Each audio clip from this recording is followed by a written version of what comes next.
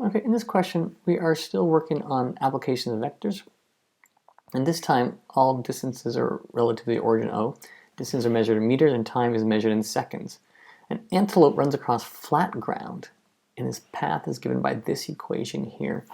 And t is bigger than or equal to 0. Find the speed of the antelope. Well, this is the path he's taking, so my direction vector is going to, this is the velocity, and so the speed is going to be the magnitude of vector 4, 3, which I know is going to be the square root of 4 squared plus 3 squared, which is 16 plus 9, which is 25, which is 5 meters per second. Okay, it says find the coordinate of the point where the antelope starts. Well, if t equals 0, that eliminates the direction and the velocity, so he starts at -9, 11. That's what this point is, a starting point.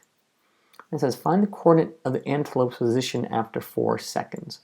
Well, that means I have to take the antelope when t equals 4, and so I know it's going to be xy will equal to -9, 11 plus 4 times 4, 3, which is going to be -9, 11 plus 16, 12, which then is -9 plus 16 is going to be a positive 7 and 23. So at 7:23 is where he's going to be after 4 seconds. Now, with the antelope, there's a cheetah chases after it t equals 0 from a point at 0, -25. And it runs in a straight line with constant velocity. The cheetah catches the antelope after 11 seconds. So if I visualize what's going on, is I have a cheetah and an antelope. Here is my antelope here is doing this. He's running. And the cheetah is starting here, and it's going to go catch the antelope when t equals 11 seconds. So if I need to find out where the cheetah is, or sorry, where the antelope is at 11 seconds. So if I go t is equal to 11, then I know xy will be -9, 11 plus 11 times 4, 3 will be -9, 11 plus 44 and 33, which gives me 35, 44. So the cheetah will catch the antelope at this position here. So at 35, 44, which will be about right here, is where the cheetah is going to catch the antelope. And so the cheetah starts here, and he's going to catch the antelope here.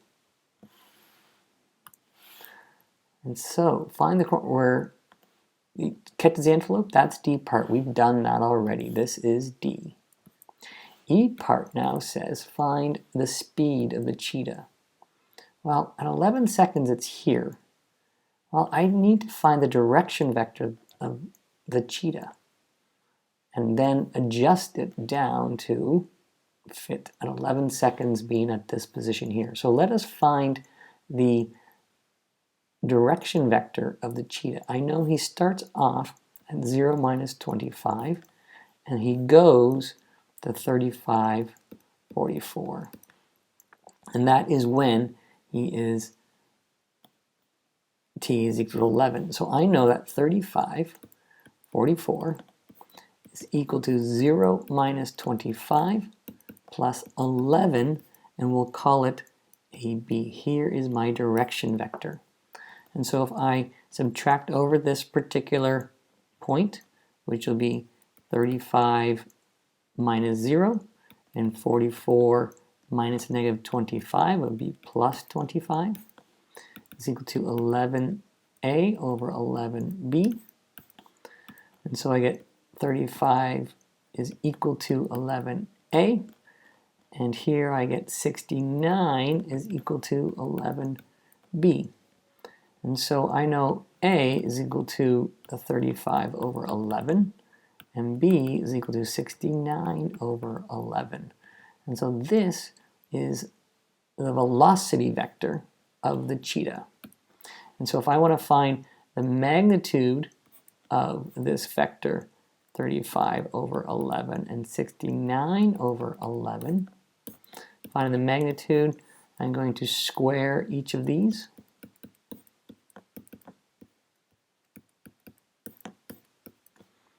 And using my calculator, I will get the square root of 35 divided 11 squared plus 6, put that in parentheses, 69 divided by 11 squared will give me 7.03 meters per second. And so the cheetah is going 7.03 meters per second. He's going faster than the antelope. And so that's what's going on. He's following this path at 7 meters per second approximately, whereas the antelope's only going 5 meters per second. And then D part says, or F rather, explain why this question offers an inadequate model of a realistic chase.